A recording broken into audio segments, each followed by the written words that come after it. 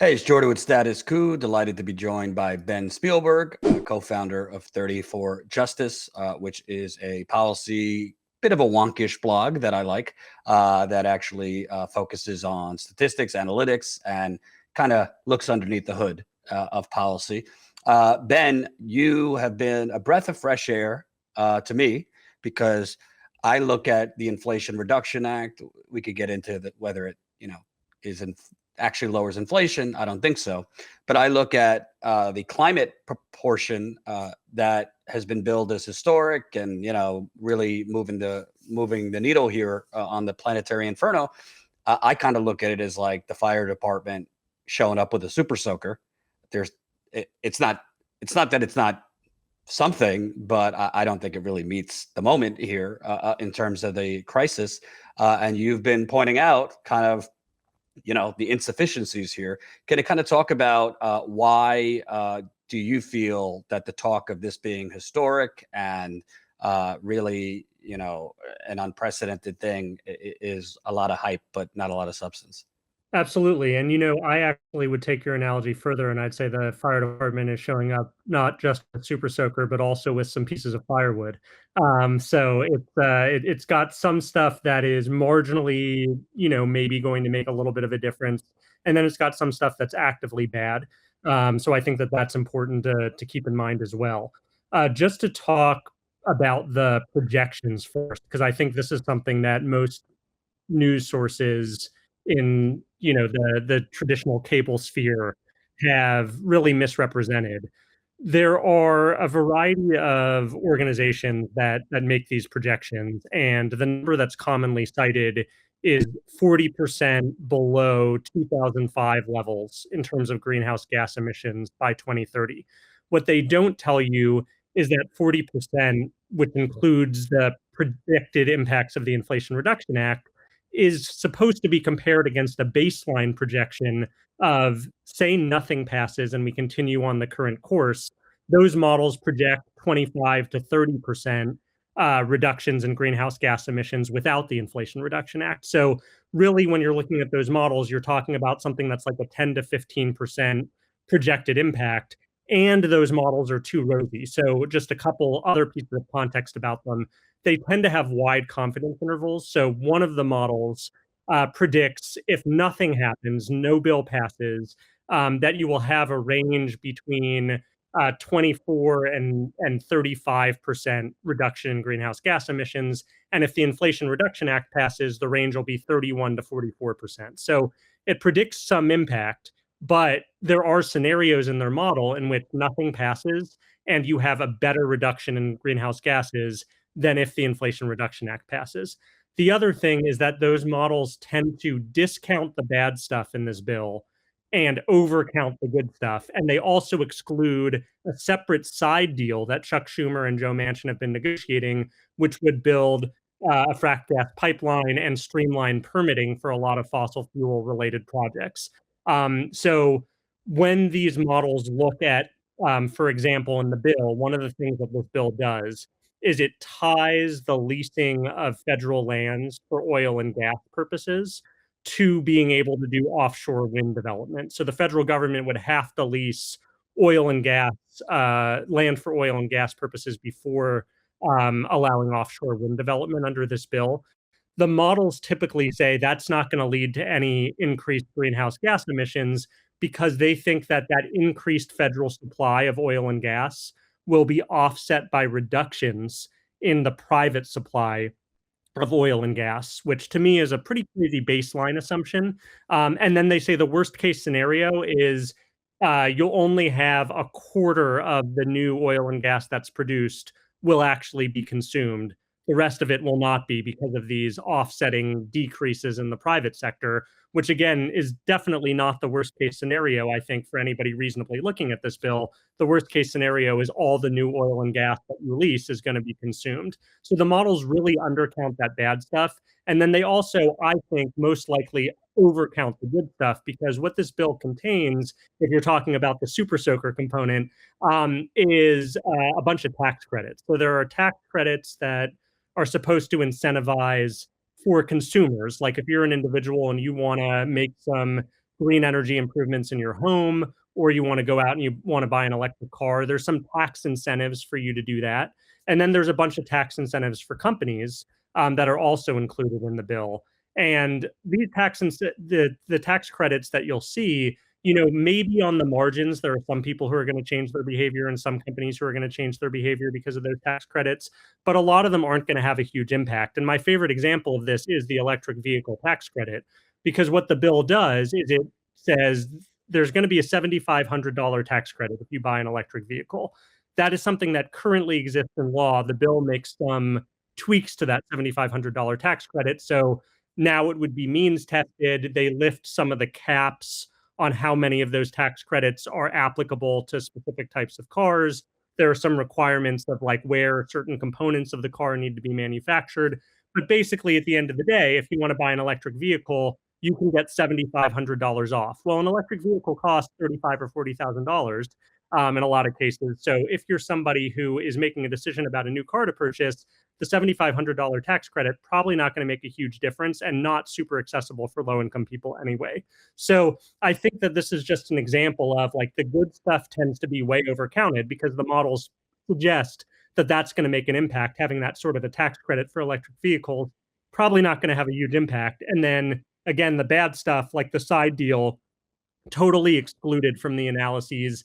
And the things like oil and gas leasing are way undercounted. And I want to play Al Gore, who, the corporate media frames as, the climate czar. He kind of made the argument that, there's some bad stuff in there, but the good far outweighs it. Before the Inflation Reduction Act was passed by the House this afternoon, Speaker Pelosi called it historic, transformative. Senator Bernie Sanders, who's obviously not been shy about arguing the bill doesn't go far enough, tweeted that it's, quote, a very small step forward. Where do you stand specifically when it comes to its effect on climate change? Well, Bernie is right that we have a lot more work to do, but there's no question that Speaker Pelosi is right that we are crossing a significant threshold here.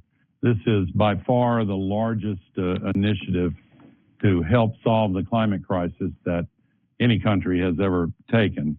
And the amount of money is one thing, $369 billion is quite significant, but the way that it's deployed is also very significant. And there are things in it that I wouldn't have preferred, but they're very minor compared to the huge benefits of the bill as a whole. When he says very minor, the things that are very minor, I could tell you, first story I covered in 2018 for Status Coup, I went to Virginia and I covered the Mountain Valley Pipeline. This is a pipeline, natural gas, that is going under the steepest slopes in America, the Appalachian Trail. If and when there's an explosion, the blast radius is 2 miles, like underneath people's homes. So it's not really minor for them, not to mention, again, leaking into waterways along the Appalachian Trail, air, et cetera, et cetera. And then you have, at the end of the day, London was just on fire. 2,000 people died in Spain and Portugal. I could go on and on. Like you said, tax incentives are great. Would have been great about 10 years ago, I think. But now, there's no surefire way you're going to change consumer behavior. And by the way, on electric vehicles, anecdotal, but just to get like a plug-in electric vehicle, you got to wait 3 to 4 months right now. To get a Tesla, I know somebody in my family ordered a Tesla. They're waiting a year to get a Tesla. So just your thoughts on basically the framing of, the bad things are minor, and B, it doesn't seem like this stuff would happen fast enough to really put a dent in the warming, drought, severe, storms, et cetera. Yeah, so two things about that framing. I think the first is it's really an indictment of what we've done already, that this bill is being hailed as a significant climate action relative to what's been done before, because in some respects that is true in terms of the overall investment, but it just means, again, that we've been woefully inadequate in our response to this problem for decades. So I think it says a lot more about the U.S. response to this problem than it does about this bill being particularly good. And then the other piece that you mentioned, I don't think the downsides of this bill are minor. the pipeline that you mentioned, it's not part of the bill, but it was agreed to be kind of fast-tracked in the side deal that is excluded from all of the analyses that look at the climate impacts of this bill, and that pipeline has a big impact, as you mentioned. And then, of course, there's the oil and gas leasing in the bill. There's also a couple of other things in the bill that may have a negative impact. Friends of the Earth did what I thought was a very balanced and thoughtful analysis of this. And they're concerned about there's some incentives in the bill for carbon capture, and then there's other incentives in the bill for hydrogen production. And a lot of that is tied to fossil fuel, both of those industries.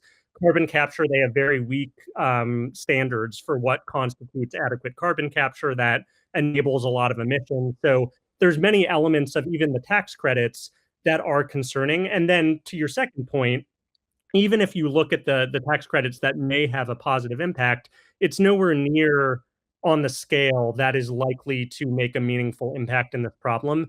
I think what you'd need to do if you really wanted to make a meaningful impact is do substantial regulation where you don't allow certain productions of fossil fuels, and you have substantial direct public investments in a lot of this stuff, rather than just encouraging companies to move in the right direction. So yeah, I 100% agree with your points on that. And also, I love these, corporatists that are raving that this is historic. They were all about how you're going to pay for it during the Democratic primary. How are you going to pay for healthcare? How are you going to pay for education? How are you going to pay, yada, yada, yada. Well, I don't know. You're the expert. Isn't carbon capture the most expensive, wasteful way of addressing carbon emissions? I mean, Manchin wants to retrofit a lot of these plants in West Virginia with carbon capture. Isn't that highly expensive and not the best way of doing it? So, I wouldn't say that I feel confident enough about my knowledge of the relative cost of some of the different methods to give you a definitive answer on that question. But I think the more important point that you were just making is totally true, which is a lot of the people who are hailing this as historic climate investment, we haven't done enough before, the very same people who are telling you that we don't have the money to spend on solving this problem in a way that would be much more meaningful and impactful. The other thing I think that's worth noting about kind of this bill's passage that I think is really important is if you're somebody like Bernie Sanders or the progressives in the House who are hailing this as a step forward with more work to be done, that's all well and good. But the thing that you've got to remember is when you're enthusiastically championing a bill like this that contains a lot of bad, and then the good stuff is kind of half measures that buy into a framework that is not really going to solve the problem. What you do is you undercut your ability to negotiate a much more meaningful solution because everybody knows that you're always going to accept in the end something that's pretty bad, which this bill is. So I think that even beyond kind of just assessing, is this bill better than nothing, which is what the Al Gores and Nancy Pelosi's want you to do, you should really think about, in the long run, if I want to solve this problem, which we're running out of time to solve, and we need really meaningful direct public investment and action on this issue, is taking something like this, celebrating it as a win, a political strategy that is going to result in us meaningfully addressing this problem over the time horizon that we need to. And my conclusion is that it is not. So I think progressives are actually making a big mistake in cheerleading this bill as a small step forward, because the fact that this bill became what it was, rather than what progressives were advocating for 2 years ago, signals that they're really allowing their power to get eroded. Well, I also think there's an element of time. When you say like it's just a normal issue, like, let's take this and we have more work to do, as in there's time to negotiate another bill, this and that. I mean, at the end of the day, unless something shifts substantially, Republicans look like they're going to at least take back the House. You're not getting a major climate bill with a divided Congress. So I don't really know what they mean in terms of more work to do. If Republicans retake the House, I mean, you're talking another 2 years before you could do anything substantial on climate, unless Biden declares a climate emergency and uses the executive authority, executive order, which he seems to have an allergy to using executive authority for anything substantial. Then you're waiting till 2024 if the Democrat, Biden or whomever remains president. if they have full Congress. I mean, we've seen this dance before. I mean, Bernie's calling for give us 3 or 4 more senators. Obama had a near super-proof majority, and they didn't do anything real substantial on climate. So at the end of the day, my point is, I don't really think we have a lot of time to, more work to do. This was your best chance to do something that will structurally change things.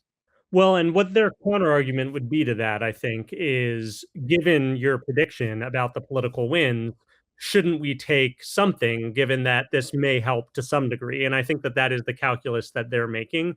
But again, I think the problem with that, as you note, is if you always just say, okay, we need a few more Democratic senators, and then when Democrats get in power, they don't actually take the meaningful action that you need as time is running out, you've got a major problem. And so what you really need to do is you need to break that dynamic, pass something meaningful and substantial, refuse to pass, in my opinion, stuff like this, because you're sending a real signal that we're not trying what's actually going to work until you actually get enough people who are willing to make the big investments that we need.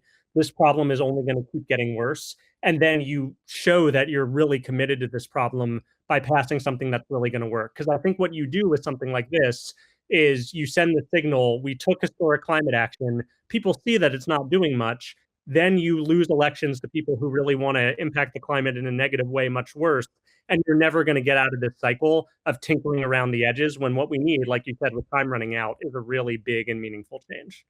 Right. And, dare I say, Bernie, the squad, they have a few followers in America. I mean, there's a lot of progressives waiting to be activated. Why not hold a protest outside the White House demanding that Biden declare a climate emergency, which would, I mean, you could explain what that would provide, but it would provide a lot more than tax incentives if he would declare a climate emergency. Let them challenge it in court. I don't understand from a just sheer strategy point of view why. I understand, Bernie's aversion. He doesn't want to make it look like he doesn't want to be blamed if Republicans win, and they could say, well, Bernie and the squad and this and that. But at the end of the day, we're talking about the planet here. I don't really get why there hasn't been a more forceful pose. Let's say Bernie didn't want to use his power and block this bill because he has the same power. His vote is the same as Manchin or Sinema in terms of killing legislation. I don't really get why there's no grassroots pressure from Bernie or other progressives to pressure Biden, because they keep sending Biden kind letters asking him to do things and kind tweets. I mean, he's not going to do anything unless there's pressure on him. Yeah, and I think there's a climate policy analyst who I saw the other day making this argument that I thought was really compelling, where he said he thinks that a lot of people in the climate movement and a lot of the former activists have confused access with power, because what has happened is when Bernie lost the primary, there was this effort from Biden to build unity task forces. AOC ended up on the climate task force. So did the Sunrise Movement.